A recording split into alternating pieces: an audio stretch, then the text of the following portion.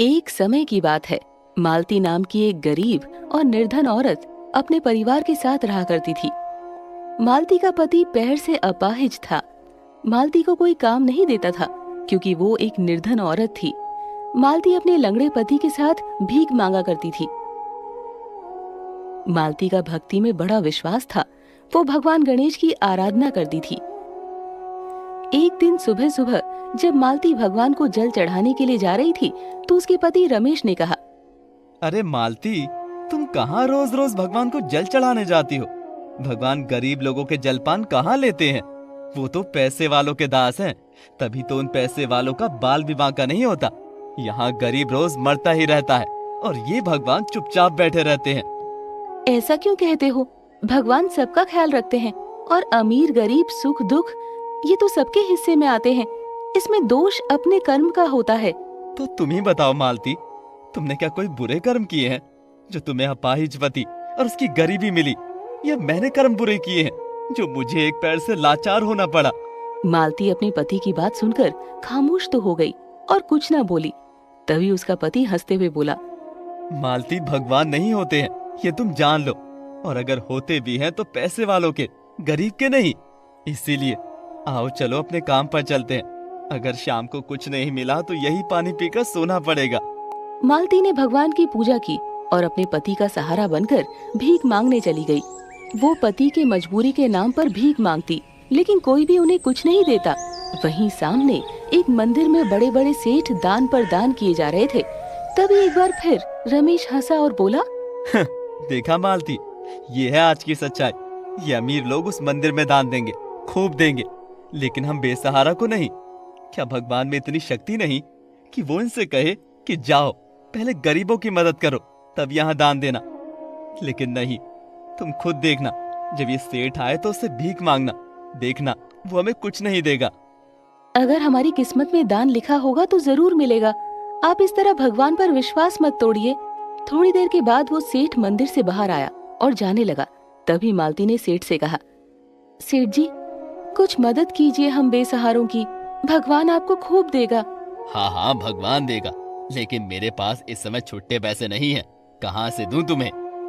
सेठ जी, मुझे पैसे नहीं, रोटी चाहिए। क्या आप हमें उस दुकान से रोटी दिलवा सकते हैं? हाँ हाँ, फिर कभी। मैं रोज यहाँ आता हूँ भगवान को भोग लगाने। कल आऊंगा तब दिला दूंगा। अभी मैं जा रहा हूँ। ये कहकर सेठ चला गया। मालती भी नजर झुकाकर बैठ गई और लोगों से भीख मांगने लगी, लेकिन किसी ने कुछ नहीं दिया। तभी मालती उठी और मंदिर की ओर जाने लगी। तभी रमेश ने कहा, अरे कहाँ जा रही है? उस पत्थर की दुकान में। वहाँ तेरा कोई नहीं है, देखा ना तुमने? उसी के सामने आज हम भूखे जा रहे हैं। हाँ, इसीलिए उसके पास जा रही हूँ, पूछने की भगवान क्यों गरीब को नहीं देखते। क्या आज हम भूखे ही सोएंगे? मालती ये कहकर मंदिर में गई और भगवान गणेश के सामने रोते हुए बोली, प्रभु, मैं अपने लिए नहीं, बस आपके पास इसीलिए आई हूँ कि मेरे पति का विश्वास आपसे उठ गया है। अगर आज हम भूखे सोए तो ये विश्वास मर जाएगा। इसीलिए भगवान, मुझे न सही, इन्हें ही एहसास दिला दे। ये कहकर मालती वापस आई और दोनों घर की तरफ चल दिए। रास्ते में रमेश ने कहा, देखा मालती, आज उस पत्थर की मूरत ने भूखा ही सुला दिया। तुमने उसे सुबह पानी पिलाया था ना, लेकिन उसने तो पानी भी नहीं दिया। सच में बड़ा निर्दयी है भगवान। मालती अपने पति की बातों को सुनती रही और मन में गणेश जी का जाप करती रही। तभी एक सूट बूट में आदमी आया और बोला, अरे सुनो, आज मेरे बेटे का जन्मदिन है। मैंने मन्नत मांगी थी कि उसके पहले जन्मदिन पर जो सबसे निर्धन और बेसहारा पहले मिलेगा उसे भरपेट भोजन कराऊंगा। इसीलिए आपसे विनती है, मेरे साथ मेरे घर चलिए और भोजन को ग्रहण कीजिए। मालती का चेहरा खिल उठा। रमेश भी खुश हुआ और उस आदमी के साथ उसके घर आ गए और दोनों उनके साथ टेबल पर बैठ गए। तभी वो आदमी बोला, मान्यवर, भोजन ग्रहण करने से पहले आप लोग एक बार जोर से श्री गणेश बोलिए और भोजन को ग्रहण करिए। ये बात जैसे ही रमेश ने सुनी तो वो दंग रह गया कि जिस गणेश भगवान को वो दिन में कोस रहा था, उसी गणेश भगवान ने अपने नाम के जाप के साथ उस अमीर आदमी के साथ उसी के टेबल पर उसी के साथ उसी के हाथों से भोजन करवाया। दोनों ने जोर से भगवान गणेश की जय जयकार की और पेट भरकर भोजन किया। मालती और रमेश ने दिल खोलकर उस आदमी को आशीर्वाद दिया और उस बच्चे को लंबी उम्र का वरदान दिया। रमेश और मालती जब घर आए तो मालती ने कहा, देखा, मैंने कहा था ना, भगवान सुनता जरूर है। जिस अमीर आदमी की आप बात कर रहे थे, आज भगवान ने उसी के हाथ से आपको भोजन करवाया। अब आप मानते हैं ना, भगवान सबके हैं। मालती, ये तो मानता हूँ, पर ये एक इत्तेफाक है और उस आदमी के बेटे का जन्मदिन था, इसलिए उसने भोजन करवाया। अगर भगवान होते तो आज मैं गरीब क्यों होता। मालती ने संतुष्टि की और अपने पति को समझाया, लेकिन रमेश के दिल में भगवान के प्रति नफरत थी। एक दिन वो आया जब रमेश को भी उस परम पिता का एहसास हुआ। वो दिन था गणेश चतुर्थी का और गांव में गणेश के पंडाल में गणेश जी की मूर्ति विराजमान थी। सभी भिखारी लाइन में बैठे थे कि कब प्रसादी आए और वो खाए। उन्हीं के साथ मालती और रमेश भी थे, जो खाने के इंतजार में बैठे थे। खाना तो आया, लेकिन जब तक उनके पास आता खाना खत्म हो चुका था। उस आयोजन के मालिक ने कहा, देखिए, बुधवार भोजन समाप्त हो गया है, सिर्फ आप दोनों ही बचे, इसीलिए हमें क्षमा कीजिए। सेठ जी, आपकी इसमें गलती नहीं है, गलती तो उसकी है जिसके दरबार से हम भूखे जा रहे हैं। ये कैसी बातें कर रहे हैं आप भगवान के दरबार में? भगवान पर प्रश्न चिन्ह लगा रहे हैं। भोजन है, खत्म हो गया तो हो गया, उसमें क्या, शाम को बनेगा तब ले जाना आकर। ठीक है मालिक, हम यही हैं। वैसे भी हमारा कौन है, इनके सिवा आप जाइए। मालती, चलो यहाँ से। जिस भगवान की आंखें होते हुए भी हमें भूखा रहने पर रोज रोज मजबूर करे, उससे दूर रहने में ही भलाई है। आओ चलो। जैसे ही रमेश उठा तो वो अपने पैरों से चलने लगा और कुछ दूर जाने के बाद मालती ने कहा, अरे आपकी छड़ी कहाँ है? और आप तो चल रहे हैं। हे देवा, ये कैसा चमत्कार है। देखो देखो, आप चल रहे हैं। हाँ मालती, मैं चल रहा हूँ, मैं ठीक हो गया, मैं ठीक हो गया। तभी वही मालिक उनके सामने आया और बोला, बेटा, कभी भी भगवान की शक्ति को आजमाते नहीं। अगर आज तुम्हें वहाँ खाना मिल जाता तो तुम गुस्से में कभी नहीं उठते और ना ही कभी चल पाते। ये गणेश जी की ही मर्जी थी कि तुम्हें यहाँ से भूखा ही भेजा जाए, ताकि तुम अपने कष्टों को मिटा सको। ये लो भोजन। उस समय भोजन खत्म नहीं हुआ था। ये कहकर वो आदमी जाने लगा तो दोनों कुछ नहीं समझ पाए।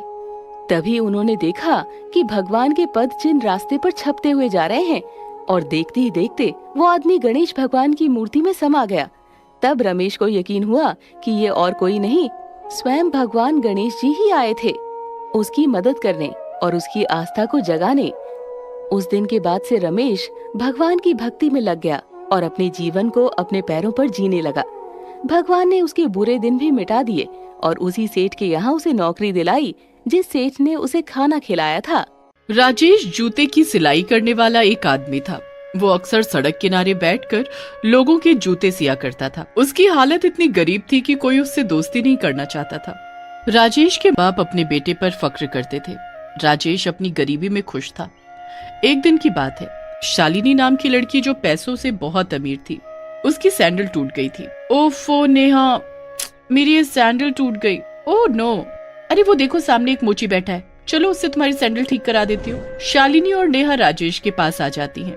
नेहा राजेश से कहती है, ओए लड़के, ये सैंडल जरा ठीक कर दे। ठीक है मैम साहब। राजेश मेहनत करके शालिनी की सैंडल ठीक करने लगता है। शालिनी को राजेश पसंद आने लगता है।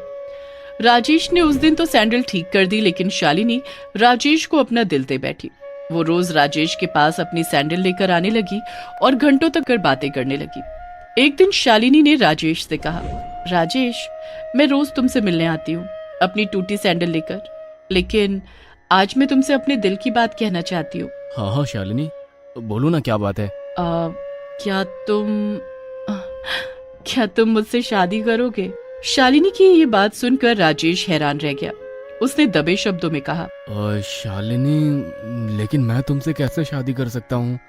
तुम इतनी अमीर हो और मैं कहाँ जूते सिलने वाला, ये कैसे हो सकता है? उस वक्त शालिनी ने राजेश को कैसे भी करके शादी के लिए मना लिया। राजेश भी शालिनी को पाकर बहुत खुश था, लेकिन उनकी ये खुशी चंद दिनों की निकली। एक दिन शालिनी की फ्रेंड जब घर आई हुई थी, तब उसने शालिनी से कहा, यार शालिनी, तूने राजेश से शादी कैसे कर ली? ये तेरी जूती के बराबर भी नहीं था। बस मैं अपना दिल दे बैठी थी राजेश को, और प्यार अमीर गरीब नहीं देखता। वो ठीक है, पर तू अपने खर्चे कैसे कंट्रोल कर लेती है? बाप की दौलत तो बहुत उड़ाई है तुमने। अब पति की दौलत कैसे बचा लेती हो यार? जिंदगी एक बार मिलती है, आराम से जियो, पैसों को बचाकर क्या करना है। नेहा ये कहकर तो चली गई, लेकिन शालिनी अब अपने पुराने दिन याद करने लगी। फिर से अमीरों वाली हरकतें दिखानी शुरू कर दी। एक दिन की बात है, राजेश की बूढ़ी माँ ने शालिनी से कहा, बहू, ओ बहू, राजेश के लिए खाना बना देती, बेचारा भूखा गया है आज। ओके मम्मी, मैं अभी होटल से पैक करवा देती हूँ। शालिनी ने महंगे होटल से राजेश के लिए खाना मंगवा दिया। शालिनी अब घर में खाना भी नहीं बनाती और राजेश जो पैसे मेहनत मजदूरी करके लाता, उसे शालिनी कहीं शॉपिंग करने में तो कहीं फ्रेंड्स के साथ घूमने में खर्च कर देती। एक दिन की बात है, राजेश की माँ की तबीयत अचानक खराब हो गई। इलाज के लिए जब राजेश ने शालिनी से पैसे मांगे, शालिनी, मैंने जो तुम्हें पैसे दिए थे, आज उनकी जरूरत है, माँ की दवाई लानी है। वो पैसे तो घर के खर्चे में खर्च हो गए। हाँ? मैं रोज तुम्हें पैसे लाकर देता था, ऐसे कैसे खर्च हो गए? शालिनी, ऐसा क्या घर में आया? तभी उसकी बूढ़ी माँ बोल पड़ी, बेटा मैं बताती हूँ, ये जो तुम रोज अच्छा अच्छा भोजन करके अपनी बहू की तारीफ करते नहीं थकते थे ना, ये सब भोजन बेटी खुद नहीं बनाती थी, बल्कि होटल से मंगवाती थी। राजेश को उस वक्त शालिनी पर बड़ा गुस्सा आया, लेकिन वो गुस्से में कुछ नहीं बोला और अपने दोस्त से कुछ रुपए उधार लेकर माँ को दवाई दिलाने चला गया। शालिनी को अब किसी बात का कोई फर्क नहीं पड़ता था कि कोई जिए या मरे। वो बस अपनी अमीरी वाली जिंदगी जीने में व्यस्त थी, न घर में खाना बनाती, ना ही कोई काम करती। राजेश की बूढ़ी माँ अपना पेट भरने के लिए लोगों के घरों में जाकर खाना मांगकर अपना पेट भरने लगी थी, लेकिन शालिनी रोज राजेश के बाहर जाते ही पार्टी करना और घूमना उसने अपनी आदत बना ली थी। एक दिन जब राजेश घर लौट रहा था, तब एक काका ने राजेश से कहा, बेटा, जब औकात साइकिल की हो तो महंगी कार नहीं लेना चाहिए। क्या मतलब काका? मेरा मतलब साफ है बेटा, तुमने अमीर लड़की से शादी कर ली, लेकिन कभी देखा है कि वो तुम्हारे पीठ पीछे क्या करती है? काका, साफ साफ कहिए, क्या बात है? बेटा, तुम्हारी पत्नी तुम्हारे जाते ही होटलों में पार्टी करती है, बड़े बड़े दोस्तों के साथ ताश खेलती है। तुम्हारी माँ भूखी प्यासी 2 रोटी के लिए भीख तक मांगने जाती है। बेटा, अमीर लड़की कभी गरीब की नहीं होती। ये सब नाटक है उसका तुमसे शादी करने का। एक दिन देखना वो तुम्हें छोड़ देगी। राजेश ने काका की बात पर यकीन नहीं किया, क्योंकि वो शालिनी को बहुत प्यार करता था। वो घर के खर्चों को पूरा करने के लिए दिन रात मेहनत करता, लेकिन घर के खर्चे फिर भी पूरे नहीं होते। राजेश एक दिन मजदूरी करने दूसरे शहर गया हुआ था। तब शालिनी ने अपनी सास से कहा, माँ जी, वो तो घर पर है नहीं, मुझे कुछ पैसों की जरूरत है। बेटा, मेरे पास कहाँ से पैसे आए बेटा, वो तो तुझे ही सब कुछ दे कर जाता है। माँ जी, मुझे पार्टी में जाना है, आप मुझे अपने बक्से में से पैसे दे दीजिए। आप क्या करेंगी पैसों का?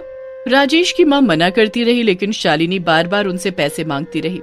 जब विनती से काम ना चला तो उसने अपनी बहू का रंग दिखाया और अपनी सास को कसकर धक्का दे दिया और बोली, इतनी देर से पैसे मांग रही हो, तुम्हारी समझ नहीं आता क्या? अब आज से इस घर में जितने काम है तुम ही करना, याद रहे, उन्हें जरा भी कुछ बताए ना तो खैर नहीं तुम्हारी। राजेश की माँ अपनी बहू का ये रूप देखकर डर गई और डर की वजह से खुद ही मजदूरी करने जाने लगी।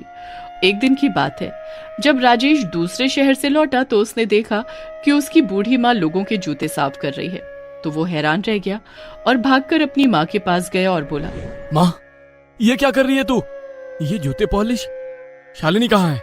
उसने रोका नहीं तुम्हें? और मैं तो काम करने ही गया था ना बाहर, फिर ये सब क्यों? शायद शालिनी ने सही कहा था फोन पर कि आपकी आदत पैसे खर्च करने की बढ़ गई है। तभी वो काका राजेश को आकर एक थप्पड़ लगा देते हैं और कहते हैं, नालायक, ये माँ तेरी उस मक्कार बीवी के खर्चे उठाने के लिए जूते साफ कर रही है, ना कि अपने लिए। तूने फोन पर अपनी बीवी की बात मान ली और जब हकीकत में भी देख लिया तो अपनी माँ से ही कह रहा है। तभी राजेश की माँ बीच में बोल पड़ी, भाई साहब आप जाइए, मेरी बहू बेटा खुश है और मुझे क्या चाहिए। भाभी जी, इस बेटे की आंख खोलना आज जरूरी है। राजेश, तुझे यकीन नहीं है ना? तो चल आज आंखों से देख ले अपनी अमीर बीवी के कारनामे। काका राजेश की माँ को बिना पैसों के आज शालिनी के पास भेज देते हैं। जब राजेश की माँ बिना पैसों के शालिनी के पास गई तो शालिनी ने पूछा, माँ जी, आज कितने पैसे लाई हैं अपनी अमीर बहू के लिए? बेटा, अब आज कोई मजदूरी हुई ही नहीं। होगी भी कैसे, हाथ चलते ही कहाँ है, खाना तो ठूस ठूस कर खा लेती है बुढ़िया। कल से तुझे पानी भी नहीं दूंगी, देखना। खा खा कर भैंस हो गई है और काम बिल्कुल भी नहीं। ये कहकर वो कसकर माँ को धक्का मारती है तो राजेश आकर अपनी माँ को संभाल लेता है और कहता है, वाह शालिनी वाह, आखिर तुमने गरीब के प्यार पर अमीरी का तमाचा मार ही दिया। हाँ, मैंने गलती की तुमसे शादी करके, लेकिन इस बात की सजा मेरी माँ को क्यों दी तुमने? शालिनी, कल जब तुम माँ बनोगी ना तो तुम्हें कैसा लगेगा? बहू बनना आसान है शालिनी, लेकिन घर की लक्ष्मी बनना बहुत मुश्किल है। काका ने जब मुझे पहली बार तुम्हारे बारे में बताया था तब मैंने उनका यकीन नहीं किया था, लेकिन आज जब मैंने खुद अपनी आंखों से देखा तो तुम्हारा ये रूप मुझे आज बड़ा मैला लग रहा है शालिनी। मैं आज तुमसे दूर जा रहा हूँ अपनी माँ को लेकर, हमेशा हमेशा के लिए। तुम मेरी वो शालिनी नहीं हो। शालिनी को अपनी गलती का एहसास हो जाता है। मुझे माफ कर दो राजेश, मैं अपनी अमीरी के नशे में घर को भूल गई थी। मैं आज भी तुम्हारी वही शालिनी हूँ, मुझे माफ कर दो। राजेश की माँ ने अपनी बहू को गले लगा लिया और राजेश को भी शालिनी को माफ करने के लिए कहती है। राजेश शालिनी को एक और मौका देता है और फिर शालिनी ने एक अच्छी पत्नी होने का पूरा फर्ज निभाया और फिर कभी लौटकर उसने माँ के साथ बुरा व्यवहार नहीं किया।